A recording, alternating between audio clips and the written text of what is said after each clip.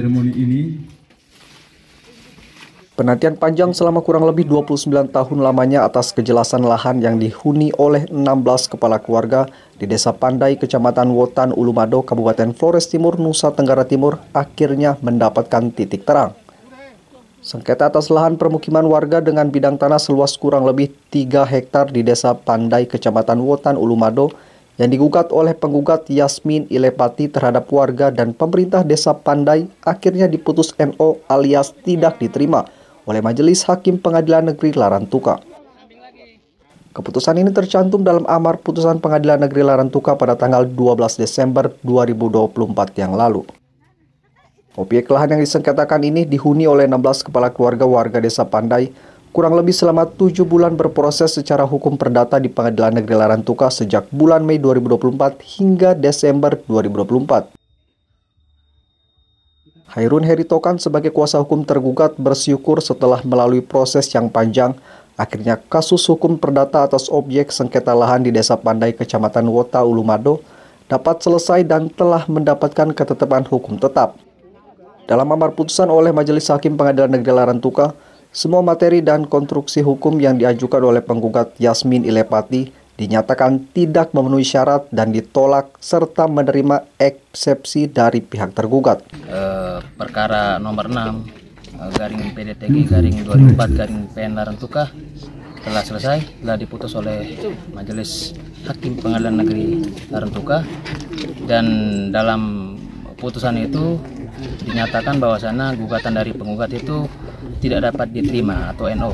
Ya, kami selaku kuasa hukum tergugat merasa sangat terharu, bahagia karena perjalanan panjang kami akhirnya berbuahkan hasil untuk para tergugat yang kami bela sekitar 17 orang, termasuk pemerintah Desa Pandai dan juga warga masyarakat. Dan juga dalam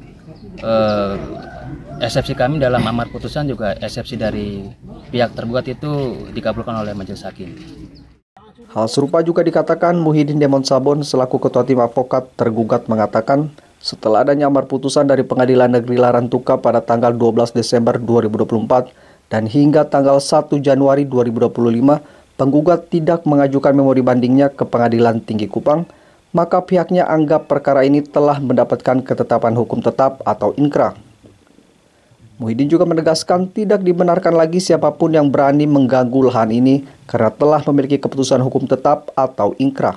Putusan pada tanggal 12 Desember 2024 diberi kesempatan kepada penggugat untuk melakukan banding, dan ternyata sampai dengan hari ini di tanggal 1 kemarin 1 Januari sudah masa berakhirnya gugatan banding, maka keputusan ini sudah bersifat inkrah atau tetap yang tidak bisa diganggu oleh siapapun. Itu yang pertama.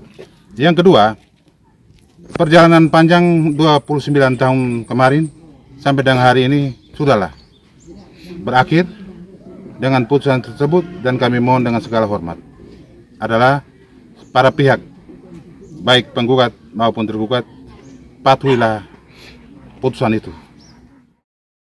Sebagai tindak lanjut dari keputusan Pengadilan Negeri Larantuka atas perkara sengketa lahan tersebut, tim kuasa hukum dan pemerintah desa serta masyarakat Desa Pandai memasang plang kepemilikan atas lahan yang bertuliskan nomor keputusan Pengadilan Negeri Larantuka sebanyak 3 titik di lahan seluas 3 hektar tersebut. Sementara itu, Filipus Poli, Kepala Desa Pandai sebagai perwakilan tergugat, mengucapkan rasa syukur yang mendalam terkait adanya keputusan pengadilan atas objek sengketa di desanya ini.